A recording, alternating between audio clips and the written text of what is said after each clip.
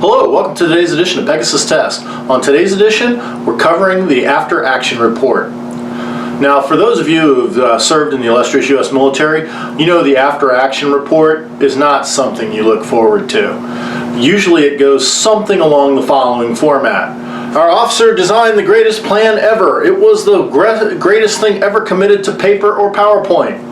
Our senior NCOs executed with absolute precision. It could not have been better executed. But you, Private Smuckatelli, you left the left flap on your canteen unbuttoned, and therefore everybody died and the whole operation was a complete and utter failure. There you go. That is the standard U.S. military AAR. Leadership does nothing wrong. Troops down at the bottom screwed everything up. It doesn't really do anything. It definitely does not do what it's intended to do, which is to review what happened, learn from it, keep doing the things that worked really good, and change what didn't work. But that's not how the U.S. military chooses to do it. What you're going to see is a complete one Shepherd AAR done at their STX in the summer 2020 exercise out in Missouri. And the reason I'm going to let you see the whole thing is so you can see how an AAR is properly done. This will blow your mind if you're a veteran. If you're not, you're probably going to go, okay, what's the big deal? They talked about it, everybody said something, and yay, whatever, go team. But the reality is, for those of us who have served on active duty or in the reserves of the U.S. military, it never goes down like this. The manuals say this is how it's supposed to go down, but the reality is very, very different. Okay. Drink water, guys. Yeah. Make yourself comfortable. Everybody drink water. Please come have a. You can stand if you absolutely insist on it. I prefer you take a knee or a seat, but come relax, guys. Take your headgear off. Drink water. We're doing the AAR here, okay? Okay. Taylor, I'll start with you. You were on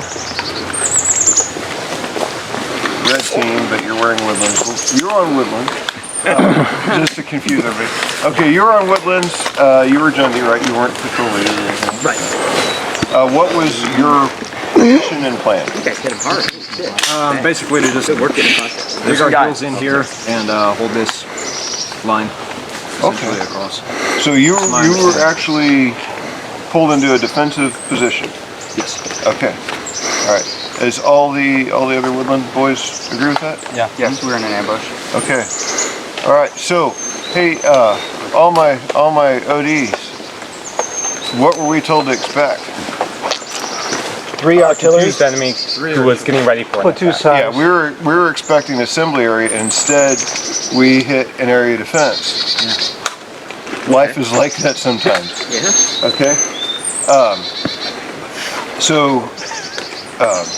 ODs. Why do I not remember your name? Cole? No. Coleman. Oh. I was close. Yeah. There's just a man on the end of it. Coleman, what was our plan? Our plan was to insert onto the road, set up the recon element to go and scout it out, or come back, report to us, and then lead us in this direction to get us in position for our attack. Okay. Did that surprise anybody? Everybody wearing ODs. Does that sound right, or did you hear something else? That's right. That sounds right. It always makes me feel better when everybody says, oh yeah, that was what I understood.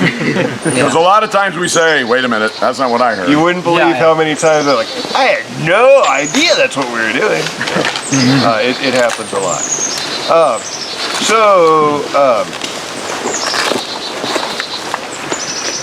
Stephen, how did it go? I think it went pretty good. Yeah. Did it I knew go exactly the way where I was supposed to be. I knew exactly what I was supposed to do. My man here kept me fully informed. I knew exactly what was going on. I had eyes on him the whole time. I think we as a squad worked well. But did the execution work the way we planned? No, we escorted across before you actually come across. So we actually switched. So how many times did we end up fragging this plan? 3 times. 3 times. Depending on how you count, at least 3 times. I assume that we have sorted across because you felt that it was easier for us to sort across the clearing than it was for you to sort down the road. Was what I assumed when we got the order to sort across. Our I assault was team wrong. was hit hard. So okay, so what happened when you guys, when we fraggled? Our original one was we were going to put in one team in an L shape, and we were going to set a base of fire, right? And I really shouldn't be saying this as patrol leader. I should let you guys say it. And then we were going to do sweep across. But when we got here, we didn't think we could sneak our support team in place, right?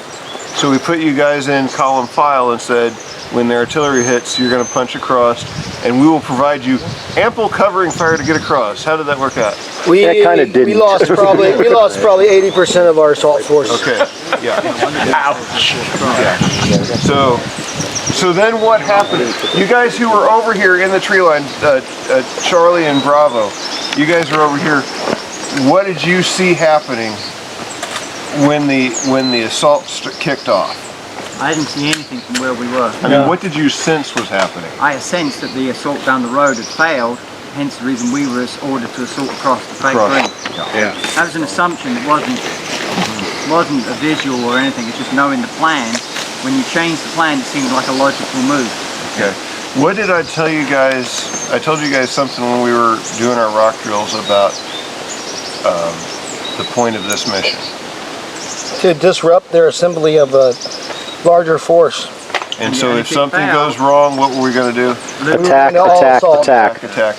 Yeah. Because we're to get in this exercise, we were to get decisively engaged and destroy the enemy. And we had a lot of things come apart, but I was really proud of the way you guys adapted. You know, when you guys realized, hey, we don't have targets here, we got to punch across the clearing, and that's a gutsy, dangerous thing. And we lost some guys doing it. You know, and then when we had to push Studinger's guys left and then sweep, all of a sudden they became the assault force, something we never planned on, to punch down and sweep across. What did my Woodland guys see? How did? Kind of what you just described. Yeah. We were aware of the hit here, the initial hit, and we were aware of a flanking, or I was on the right flank. And you punched across, you guys got pretty good cover real quick, and right at the right time, you know, to where, you know, a lot of us were doing magazine changes already from the first initial assault, and by that time the gig was up. You guys were punching through. I'd like to say quick, if you're gonna do a sneak attack, try to roll up your sleeves and put gloves on. Cause I seen you guys, I must have seen your recon, you disappeared, then you came back and kind of told everybody, hey, contact. So we kind of already knew you were. That was actually. That was the question I had. When were we compromised? Do you remember the time hack? Yeah, I do. I think it was right around 11:10. I would say so. Yeah. That's okay. That's when the main group joined up with us. So there, I was going to say something. That's a fix that we needed on this. That I knew we weren't being very sneaky, and I mean, honestly, in this exercise, kind of the training wheels are on. If this was a Tyler Jackson, Stephen Hoover patrol, how would we have done on that? No, yeah, it wouldn't. Yeah, no comment. Yeah, it would have been pretty ugly, you know. But again, like I said earlier, you're in the dojo, you're sparring with a black belt. You know, we're not trying to see if this guy can kill us. We know these guys can kill us. We're trying to learn from them. Okay, so it's important but I'm glad you brought it up because it's important to understand that there's training wheels on here. And when you get out in the FTX, where the other team is not necessarily trying to work with you, they're trying to win, you're gonna have to up your game a little bit. Yeah. How effective was the artillery strike? Did that cause any casualties? Did it keep your heads down? It absolutely did. Now, notionally, they were tied into a squad to there. This is a platoon, and so they had a squad over there. They're all dead and dying, and a squad down there, they're all dead and dying. So you guys were what's left. So it was only the middle squad that was spared, but in fact, of the 7-man squad, 5 of them were wounded and couldn't move. So they could shoot and communicate, but they were badly wounded by shrapnel. And they were briefed on that. Sure. You 5er, you 2 can move and shoot, move and communicate. Everybody else can just shoot and communicate. And so they were kind of until someone carries me away. So the artillery was not a surprise. You knew you were briefed on it. No, they were totally surprised by the artillery. I believe you. They were surprised. That look on your face makes me believe you. Yeah. No, I mean, the point is that the enemy doesn't know when the artillery's coming. And so, but we had a plan. I explained the story to them so it makes sense Possible to artillery them. strike. More importantly, I do want to talk about that, and it's a this is not a big deal, but we want to make sure we correct this in the future because it's more simulation and less about the tactics, but there's an element of tactics. Raise your hand if you've seen Band of Brothers. Good. Then you know this reference. One of the later episodes, they're in Germany and they go do a night raid. And one of the new guys throws a fragmentation into the room with the Germans. And what does he do? He runs into the room with it. What happens? He dies. Yeah, he messes up the Germans. But what does the grenade do to him? F's him up. Kills him. Yeah. Okay, so this is the point. Just because it's a friendly hand grenade doesn't mean it's friendly fragmentation, okay? So one thing that, and this is the simulation thing, that would have been a barrage of 30 rounds. I said, I'm gonna do 3 blanks, and I only got 1 out. I only heard one, yeah. Yeah, Yeah, so I'm totally. like, you guys need to wait for 3, because you need to know the barrage is done. Second thing is, what do you think danger close is on 105 artillery that's coming in doing air bursts and ground bursts? You What do don't you want to think? be under it.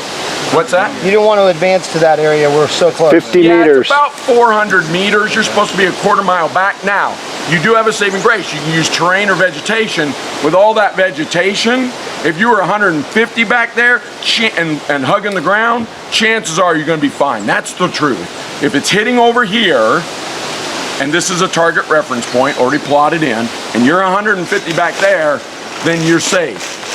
I did 1, boom, and you guys came out of everywhere, and I'm like, guys, friendly 105 howitzers have unfriendly fragmentation. Yeah. I think that's just tachypsychia because I'm the one who led the charge, and I counted down to 30, and I figured no more rounds were coming. That's why I ran. Oh no, I'm fighting with my flare gun. Well, so I only heard 1 pop and a long pause, and that's where one I go. good thing to remember about Flare gun, this one is time at a time. so much of the stuff we do here is a little bit like shooting reduced targets at 25 meters. You know, this target represents a 400-yard target. Sure. Because, I mean, our objective rally point was supposed to be what? 100 meters. 500 meters or a terrain feature back, Yeah. and we were 150 meters back. I mean, we were really close. Part of the reason why we're doing this is the same reason you shoot reduced targets 25 meters. It takes a long time to walk 400 meters down and check your target. So we're doing this so we get more training value from a smaller space of time. But it is really important to understand that all of these distances are going to be greatly expanded. Just like your distances from, back at our objective rally point was probably closer than we wanted to be to the artillery burst. Sure.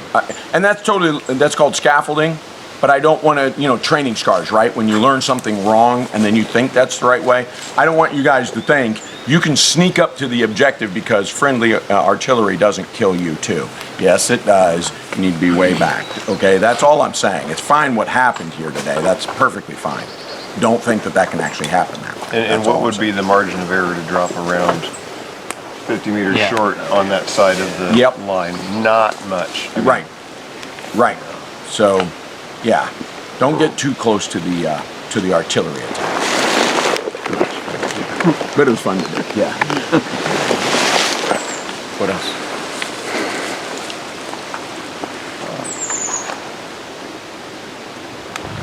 So, Peng, you saw some movement early on. About when was that, and about what did you see exactly? I don't have time, but I saw these 2 guys moving rather in front of my position in the woods about 50-75 yards away.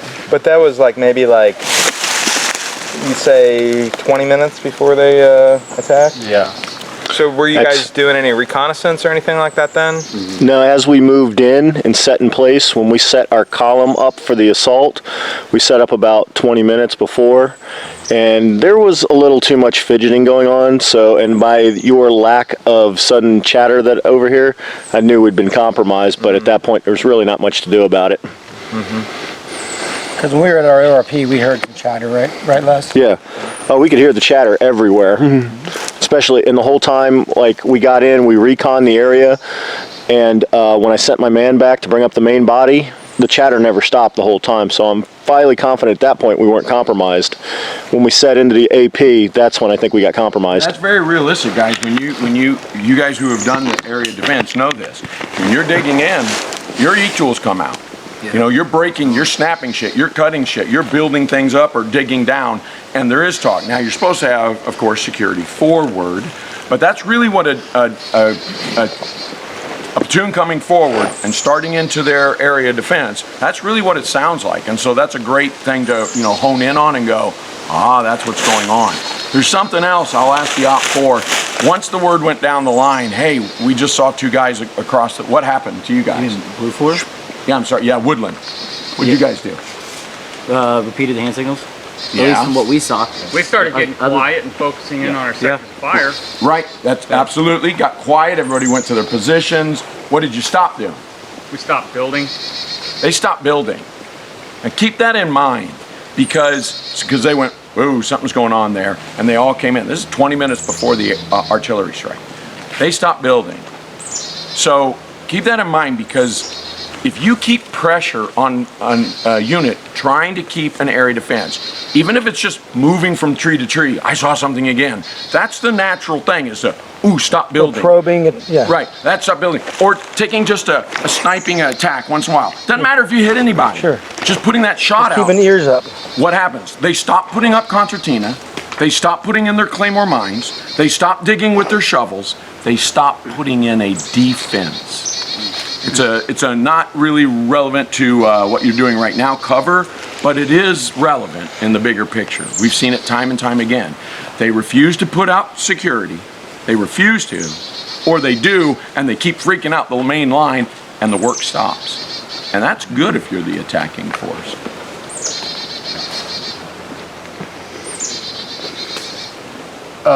One of the things we talked about, and this actually really surprised me, that we met our time hack.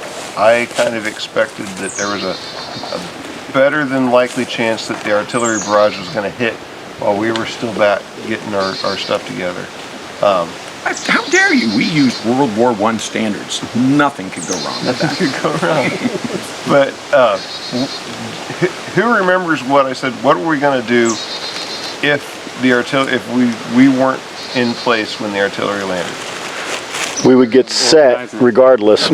We were still going to do an organized attack. So we weren't going to decide, the artillery's here, let's just bum rush. Because if the artillery, it'd be great to be coordinated, but if the artillery messes them up a half hour before we get there, it's still taking out some of their guys. That's my thought on it. I've never really worked the artillery side. Tends to be true. The more dug in, the less impact. If you have fighting positions with overhead cover and all that other stuff, the artillery still has an impact. It just has a much, much less impact. This unit had just occupied the line and started to dig in. 30 rounds of air burst would have shredded everybody here. Yeah. That's why the artillery was so devastating. They just weren't dug in yet.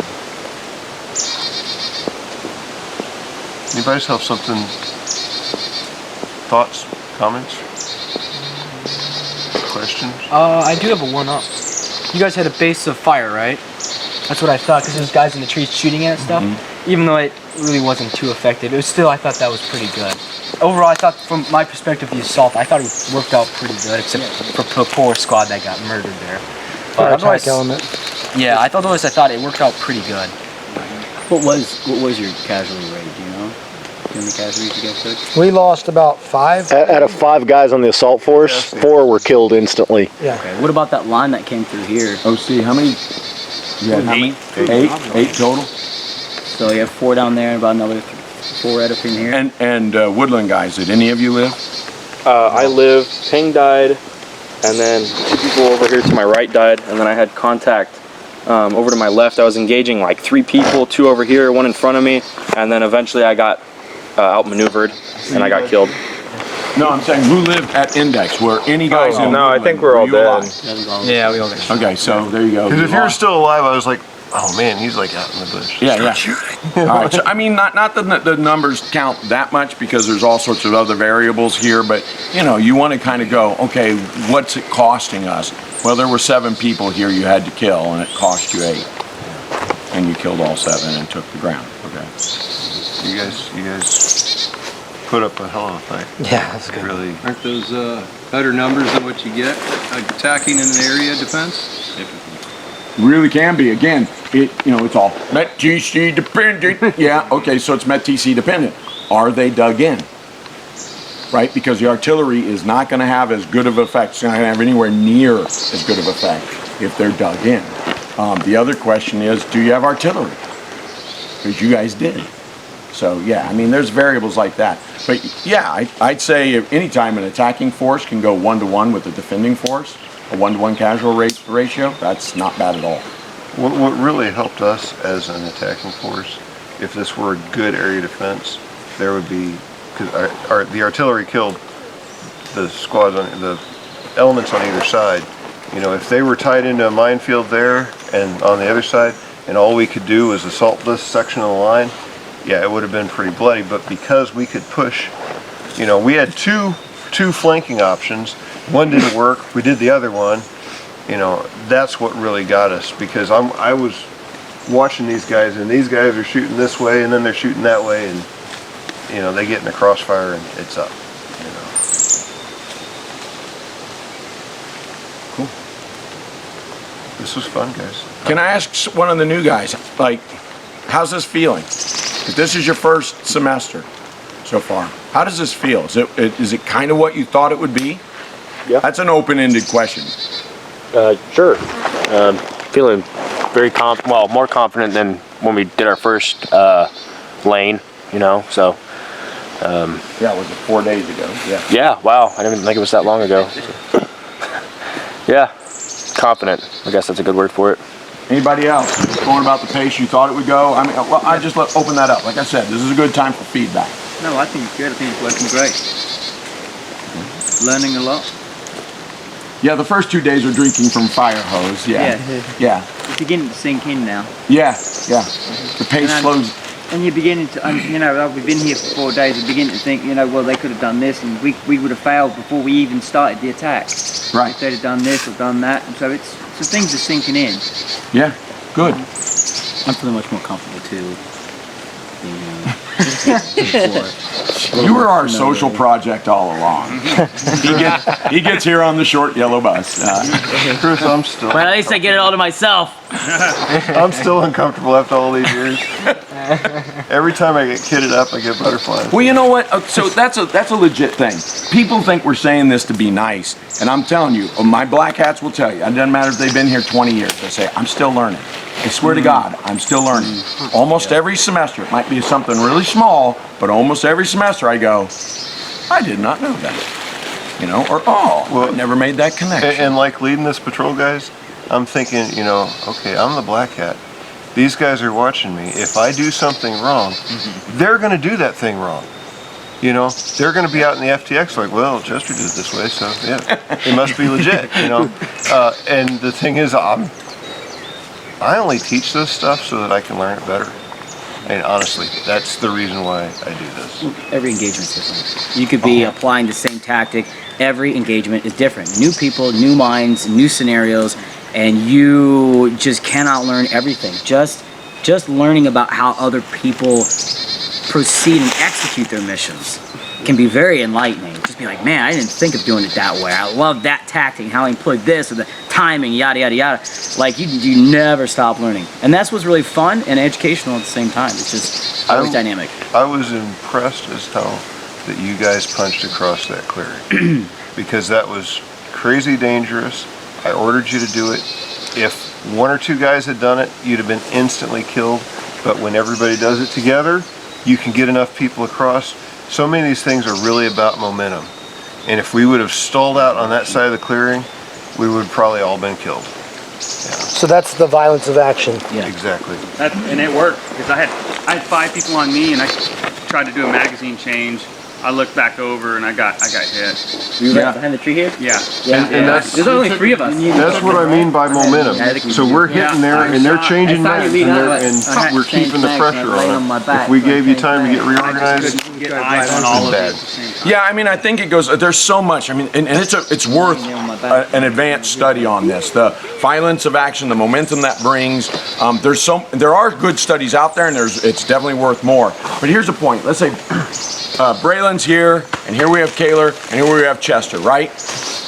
And so if poor Hamilton, they're online, they're like looking forward, that's forward. And poor Hamilton comes up here alone, all three of these focus and all three of their weapon systems all go to Hamilton, right? And even if Hamilton and Nate are together, well, that's two guys, these three guys can do it. Now hold on. Simultaneously, all at the same time, it's Pang and Mike and, you know, and Leo over here, and we've got like Hamilton and Nate and one of the many Studingers we have over there, and then we have, you know, all these guys over here, right? Suddenly there's 3 and 3 and 3, and these three guys are going, it's called a noodle loop, there's all sorts of stuff, they're going, holy shit, I know how to shoot one of them, but how do I shoot one? Do I stay with this group? That group's threatening me, they can't help me. I shoot that one, I'm like, oh my god, I better start shooting at this one. They're all having these massive OODA loop resets. They gotta constantly, cognitively rethink, wait, now this one, now that one, no wait, this one, no, oh my god, he's down already, now I gotta shift this way, even though I got a threat that way. This is what that does. Like Chester said, 1 or 2 guys came out in that field at a time, you'd have been slaughtered. When all 14 of you rushed out there, these guys are going, whoa. Yeah. Even if you're not suppressing them yet, they're going, their mind is going, you know, I mean suppressing with, you know, small arm fire, their mind is going, oh fuck. Yeah, I would agree with that, definitely. It was like they all came swarming on the left side. I'm like, ah, here they come. Yeah, that was really quick. It was like, it's something scary, yeah. One of the things I saw a big change from last night to today. Last night when guys were getting killed and I respawn you and I'd be like, okay, you're up, get back in the fight. This is instant respawn, and your buddy's 30 yards away fighting, and like, and people were like, okay, let me get my gear. And I mean, it's one thing to say, okay, I'm going to have my gear organized, but people were taking their time getting back in the fight, and so by the time they got in to reinforce their buddies, it was too late. And today I saw people, they were getting respawned and they were getting back into the fight. And that's what you need, because that's how you keep that momentum. That's another thing. After the respawns point, I think it was Hamilton that pulled the grenade out and said everybody at one time. And in coming in, all 8 of us at one time, that was the death blow. Yeah, that was good. Yeah, I saw you guys do that. I'm like, good, the reinforcements are here. Yeah. And you are right. You don't want to jump back in the fight alone. Now that being said, if you've got a buddy right, then you know he's right there. Yeah, go help him out. Definitely switch a mag though before you get back in the fight. That's all I did. What is the spirit of the bayonet? Yeah, what is it, Leo? How'd that work last night? It almost worked. It almost worked. Bayonet against some oncoming fire. Oncoming fire 1. Yeah. At this distance. Seems there's hurt feelings both ways. Some wounds will never heal. It's the horrors of laser warfare, man. There you go. This is how wars start. Oh. All right, Chester, I'm done if you I think we're done. We hope you found this review of the One Shepherd AAR helpful and informative. Please comment, like, and subscribe, and tune in for future videos of One Shepherd coverage.